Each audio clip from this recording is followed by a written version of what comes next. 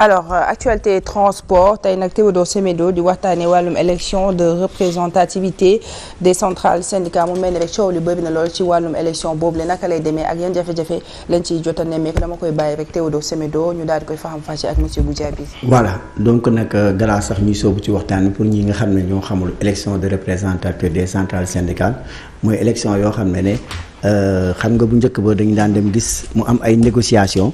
léegi bu amee négociation Sénégal nu mu toll. passé wuñu presque mën nañ wax 3 millions de travailleurs mais dañuy ñëw élection yi bu ñëwee ci table de négociation yi ñu am presque plus de 20 centrales syndicales ñu toog affaire bi nag day mujjee métti boo xam ne nag parce que ku nekk nar a jël par le temps bi ñu doon perdre ñu ne nag léegi dañuy def leen dañuy jël ay centrales. ñu dem ci jongante ñi nga xam ne lañ gën a ràññi. te ñu am au moins sax 10% du suffrage valablement exprimé ñu considérer les comme centrale représentative pour ngeen mën a di toog ci table de négociation yi waaye du tere yow boo ci jógee da nga war a dem di rendre compte à la base mooy liggéeykat yëpp amatul da ngay segg ne kii ci man la affilié wala déet yow liggéeykat yëpp nga war a rendre compte ci la ngay négocier parce que tamit yeneen centrale yooyu booy négocier da ngay def genre négociation presque collective la parce que li ngay négocier day engager parfois avenir du travail yooyu yëpp. bien que nag ci OIT dafa am loo xam ne dafa am mooy principe de la négociation collective loolu dafa am mais nag ci contexte bi parce que da ngay xool dëkk bu mel ni France nga xam ne ñoom seen centrale syndicale yi passé wuñu 3 mais Sénégal ñu ngi ci ay 20 léegi nag ci biirum transport bi tey problème dafa am. parce que mënuñu comprendre transport ak fu mu toll ndax ba ñu grévé rek ñëpp gis nañ ne dañ ko sentir ñëpp ngi doon jooy kañ la grève bi di jeex mais transport boobu tey lu mel ni élection yi ñu leen beddi à part peut-être société Dakar Dem Dikk laa wax mais majorité bi boo laajee sax ci chauffeur yi dox di leen laaj ne leen élection ñu ne ma lan mooy loolu am na si ñoo xam ne dañu ne lan mooy loolu muy car rapide wala ay taxi moo tax ñu dalal Mamadou Goudiaby tey situation transport ak jafe-jafe est-ce que ni mu demee nii ñu jël lu mel ni élection yi ni mu amee solo ci avenir parce que ñi fal tamit ñoom ñooy dem représenter travailleurs yi ci kuréel yi comme institution sociale yu ci mel ni conseil économique social environnemental yeneen ak yeneen pour wax ci affaire transport ñu teg leen fële. d'abord da ma préciser un peu élection de représentativité yi ren 12 centrales ñooy dem aux élections mais ci 12 centrales yi na ngeen xam ne il y a des alliances.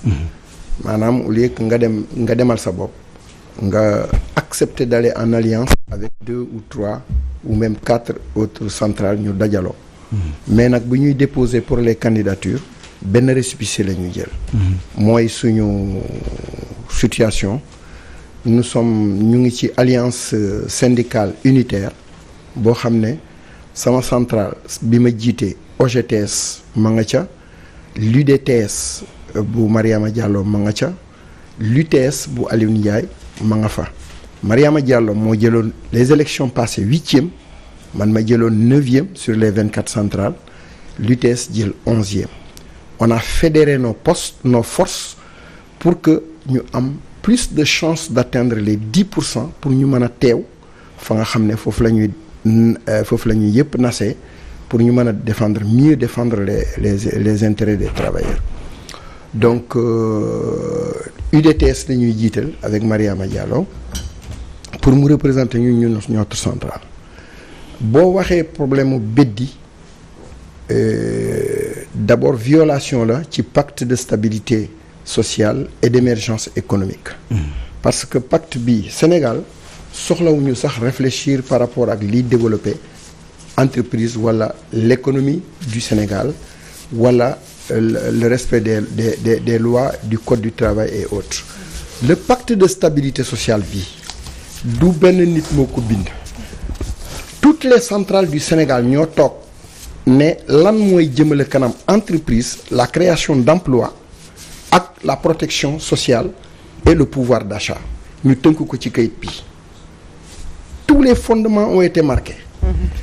donc li am importance mooy li ñu tënk ñan ñoo ko signé état moo ko signé employeurs yi maanaam les entreprises du Sénégal représentées à travers CNP et autres et les travailleurs du Sénégal représentés par les centrales syndicales. Si 24 centrales syndicales ñu réunir tënk lii yaakaar ne moom moo baax ci Sénégal ak ci dundinu Sénégal ak ci population Sénégal waxuma sax ñuy liggéey ci entreprise yi mais ñi nekk ci dans les foyers dañu war a tànn ñi nga xam ne ñoo war a def le suivi loolu ngay expliquer ni nga ne il faut des élections c'est ce qui explique la représentativité syndicale ñu ne mais qu'est-ce qui explique le transport nu mu amee solo ci biir réew transport routier nu mu amee solo maa ngi ciy ñëw waaw maa ngi ciy ñëw dama la bëgg a wax ne bu ñu toppoon pacte de stabilité bi ñi nga xam ne ñoo amoon 10% nekkal ñu bu ñu amoon d'abord une démarche inclusive la démarche inclusive mooy yow yaa am 10% ci 24 centrales yi jongante booy dem négocier ak état da ngay woo sa njaboot bi mooy say nawle ñi amul woon 10% autour d'une plénière nga ne leen maa ngi négocier ji maa ngi défendre ji le pacte lan ak lan ngeen may jox may yóbbaale. c'est ça la plénière mais yow nga demal sa bopp te taxawaay bi nga war a taxaw dans le respect du pacte et pour les travailleurs du doy matul donc c'est pourquoi ñoom ñi dem il y a pas de spécialiste en matière de transport ñi am 10% peut-être que man ma à des spécialistes à ce niveau donc c'est pourquoi le transport est souvent laissé en rade d'abord l'inclusivité bi ñuy wootee dans le pacte amul dans la démarche syndicale ñun ci suñu biir ok parce que boo amee 10% ñeenti centrale ñu ne ñoo ëmb 24 centrales yi booy dem da ngay déggoo ak ñoom boo demee ba ñëw da ngay joxe la restitution nga defee contrat ñu ne la rectifier lii mais ñoom ñeent ñooy dem. mais chauffeurs yi sax dañuy ne dañ leen di wax yéen informel. yéen transport foofu lay ñëw maintenant par rapport au transport. Par rapport au transport le transport organisé AFTU fekk si nañu mais AFTU li ñuy wax ne la professionnalisation du secteur Dakar Dem Dikk moom fekk nañ ko parce que c'est un secteur parapublic. Et puis même Dakar Dem Dikk dañuy ne professionnel un transport public mais ñun bu ñu xeexuloon Dakar Dem Dikk bu toog na 8 ans amul un statut. détoy oui man maa xeex j'ai fait 5 jours de grève franc pour que ñu dem voter ko à l'Assemblée ñu ne le c'est un statut ñu jox ko état jël ci 76% ñu inclure certaines privées ñu jox ko statut mu doonoon normal pour un secteur parapublic le secteur de l'AFTU ñu ne on va moderniser mais ñoom jaamaar yi rek la ñuy moderniser maanaam les minibus on voit qu'il y a toujours des minibus parce que on a monté ici une société de montage. modernisation bi slogan la parce que dafa dem juste pour amener luy yóbbu nit ñi mais lii personnel bi ak li ñu war a appliquer ci dégg ngeen la grève de l'AFTU 6 jours de grève de AFTU maa ko dirigé parce que il fallait bus yu bees am na mais donc il faut donner des contrats aux travailleurs de AFTU yokkal leen salaire j'ai réussi ak ñoom seen grève on a réussi ma yokkal leen 50 000 francs waa AFTU. Très bien. les contrats chauffeurs yi 50 000 francs. kii nag receveurs yi bon ils étaient à 60 000 francs ils sont à 100 000 francs c'est partout c'est 50 000 francs d'augmentation.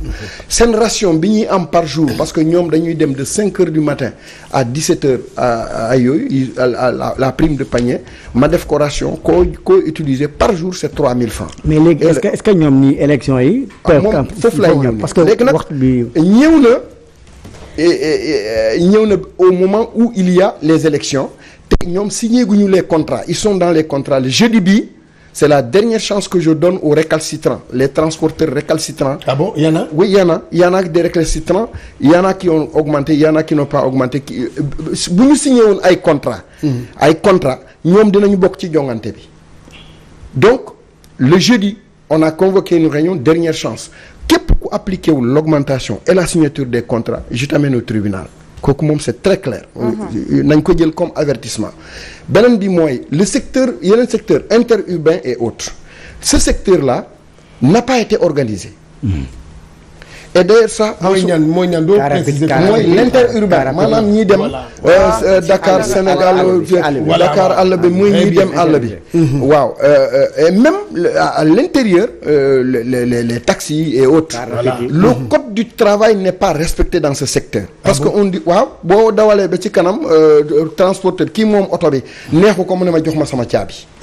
oui nii rek jox ma sama caabi y a pas nii rek alors donc ce secteur doit être informé et puis ça c'est l'État à travers ce pacte avait dit je vais faire respecter le code du travail mais malheureusement ci lii ñu nekk nii jox ma sama caabi les 4 centrales qui nous avaient représentés ont fait une erreur très grave ils sont allés à Saly négocier la nga xam ne code d'investissement dañ koy dugal ci entreprise bi. parce que ku yor otoom bu oto toi tu es une entreprise yow entreprise oto bi entreprise la. donc bi ñu demee ils ont négocié à Saly pour que le code d'investissement mu ñëw ñu dendale ko ak code du travail. sans votre aval. sans notre aval. mais kon ni ma la déggee di boobu ngay wax dafay am ñuy dem ñuy négocier est-ce que nekkul dafa am ñàkk déggoo ci seen biir. moom laa la wax nii c'est d'abord ils ont dit le pacte dit qu'il faut une négociation inclusive ñun l'inclusivité ñun appliqué wuñu ko ci ñun centrales yi. lan moo tax parce que ñeenti non bon ñeenti c'est une approche c'est pourquoi ñun. nous dans notre programme de l'alliance à travers le truc de l'UDTS la candidature de l'UDTS ñun suñu alliance bu ñu demee on va créer une plénière.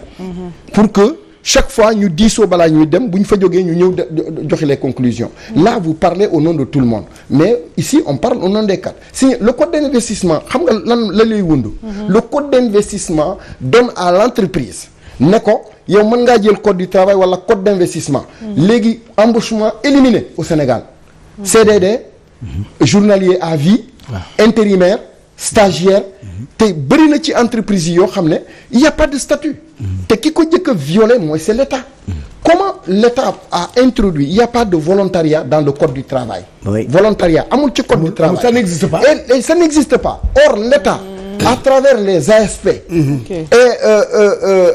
la convention État employeur a voulu introduire du volontariat. boo jëlee les ASP ils touchaient 50 000 francs. ci ren ji la ñu am 100 000 francs. comment un travailleur mën a jógee këram di dem di liggéey nga ne ko il fait du volontariat moom day dem daani dooleem pour dundal dëkk. léegi nag ce volontariat là a violé l'État trouve ay proxondol comme le code d'investissement comme le volontariat comme la convention État employeur pour essayer de contourner le code du travail bi nga xam ne moom mooy nekk la loi sociale au Sénégal. Pour favoriser certaines entreprises. Vous voyez les Chinois qui sont à Dubai World et qui sont un peu partout, les Turcs qui sont un peu partout. ngeen dégg seen travailleurs ñuy jooy ay 50 000 francs 80 000 francs parce que ils ont appliqué le code d'investissement. mais convention nationale du transport routier. nga xam ne presque 1963. 1963 waaw. waaw est-ce que loolu du tey nekkul li nga xam ne moo gën a gaañ. secteur transport bi. dans le pacte il a été dit qu'il faut réviser toutes les conventions. Il n'y a qu'une seule convention qui a été révisée, c'est la convention interprofessionnelle maanaam mi ëmb tous les secteurs. mais secteur par secteur spécifiquement liggéey bi ñu waroon a defuñu ko pendant leurs 8 ans de règne. Et puis l'État les a bernés parce que état bi dafa ne pouvoir d'achat man je prends l'engagement.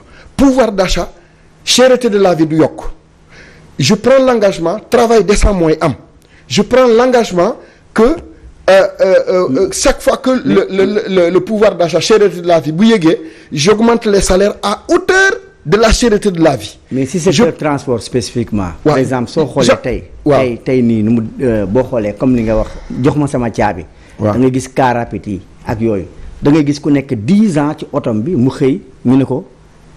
bàyyi jox ma samay caabi. waaw yooyu plein man ñooñu laa gën a aay parce que man dans notre centrale OGTS on a presque un chiffre de 30 millions bi ñu gagné bi travailleurs yi gagné seeni patrons dans au tribunal gaaw naa loolu ci yóbbu nit au tribunal.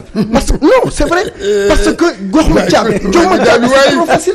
il y a plus de 30 millions yoo xam ne travailleurs yi gagné nañ ko ci seeni jaati gi ci jox ma caabi. non je ne l'accepte pas ni à AFTU ni au transport interurbain gis nga bés. boo loolu wàññeeku na tey jii. wàññi sa détermination bi nga am est-ce que loolu tey jii yow gis nga ne léegi gars yi ngi wàññi loolu. te est-ce que am na suivi bi ci wax est-ce que kooku nga xeexal ne kooku ñu ne jox ma sa caabi kooku nga xeexal est-ce que tey jii maanaam am na gain de cause. oui am na gain de cause mais y a un problème. parce que problème bi mooy boo gagné ñu ne appel boo demee ba Cour suprême gagné lépp il y a ce qu'on appelle l'application des peines. Il nous faut un juge d'application des peines. Dans ce secteur-là, il faut moderniser. Et d'ailleurs, dans le pacte, il a été dit que il faut moderniser, dans la modernisation des institutions juridiques, il faut un juge d'application des peines. Maintenant, si je gagné, nga war ma jox 5 millions, bul ñëw nga ne je fais un référé en difficulté. Mënuma fay. Yooyu moo bëri loo tax muy yéexal mais yàgg fay rek. yàgg fay rek. Donc de sorte que aujourd'hui, c'est l'État qui doit protéger le travailleur. En faisant quoi? Yow yaa jox agrément le transporteur. Yow yaa jox agrément AFTU. Yow yaa jox agrément Dakar Dem Dikk nga autoriser ko. Lorsque quelqu'un n'applique pas le code du travail, respectewul les engagements qui ont été pris dans le pacte social et dans la loi sénégalaise, yow da nga war a retirer son agrément.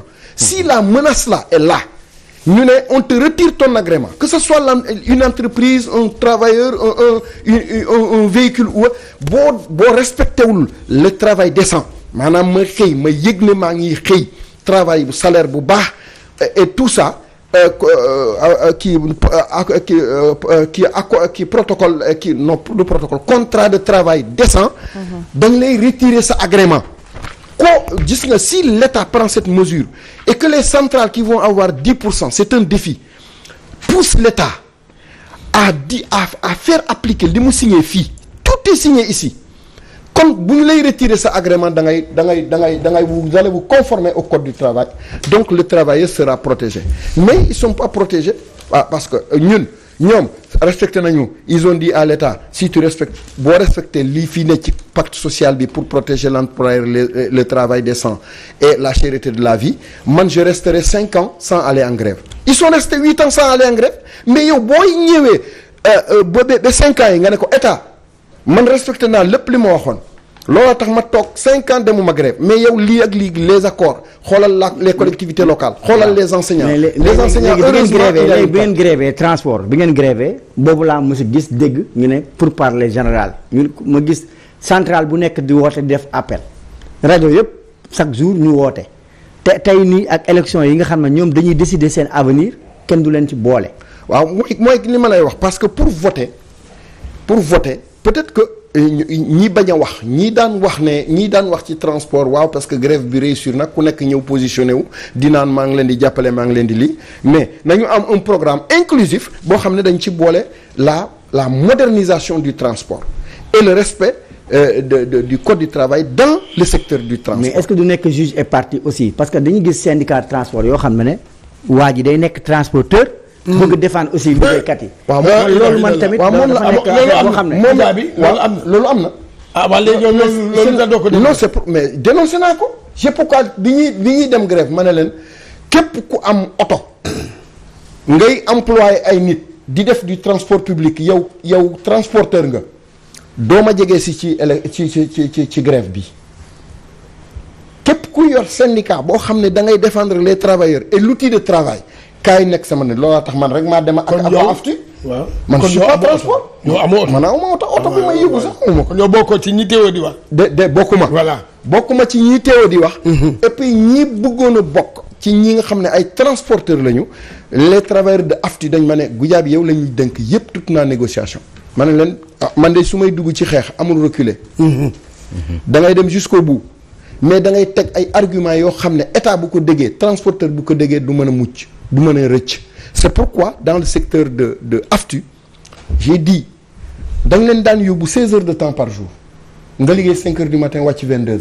wallaay dëgg la xanaa kooku mbaam la. dëgg la de. waaw donc alors bi ma ñëwee ma ne leen non ku monter 5 heures du matin la loi nee na kenn mënul dépasser 12 heures de temps par jour et puis 12 heures de temps sax métti na.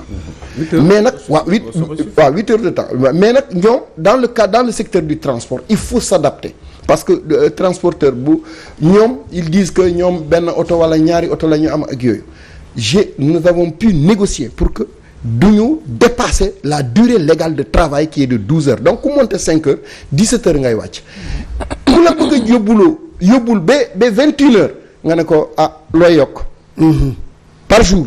heure supplémentaire. non looy yokk teg ko sama loxo ma continuer la sinon je m'arrête à 17 heures. maanaam xam nga lan mooy problème monsieur Goudiaby léegi gis nga loolu noonu boo ko imposé. dañ lay dàq wuti keneen. non loolu mooy problème bi. waaw justement tey jii donte mën nañ xam ni yow mi yaa gën a ay kooku mais dañ la fi jëlee indi ki nga xam te ne xëy na moom moo gën a néew lu muy laaj. xam nga lan moo ko waral. c'est parce que dañuy bañ signer le contrat de travail. qui lie l'employeur à l'employé. mais man ci AFTU ak fépp gis nga bés boo nee sama caabee nga nii liggéeyal ma.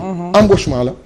boo defee erreur non boo defee erreur signé wu contrat bi wane ne CDD la wala contrat d'apprentissage la loi da koy def. c'est réputé être un contrat d'embauchement. su ma la yóbbu tribunal d'abord dañuy rectifier ne la kii du journalier. kii embauchement la parce que bu nga koy embaucher loi nee na bu am les contrats c'est un contrat d'embauche. contrat d'apprentissage sax moo mënul am ci affaire transport. c'est ça quoi kii am permis alors donc yooyu bu amee donc la durée légale de travail dañ ko war a respecter même dans le transport partout. je dis la situation est grave donc dans ce secteur là il faudrait que l'État prenne ses responsabilités. koy AFTU dañ leen jox des agréments État jouer un rôle dans les ristournes des taxes qu'il paye. D'accord. donc ñoom am nañu dara ci État.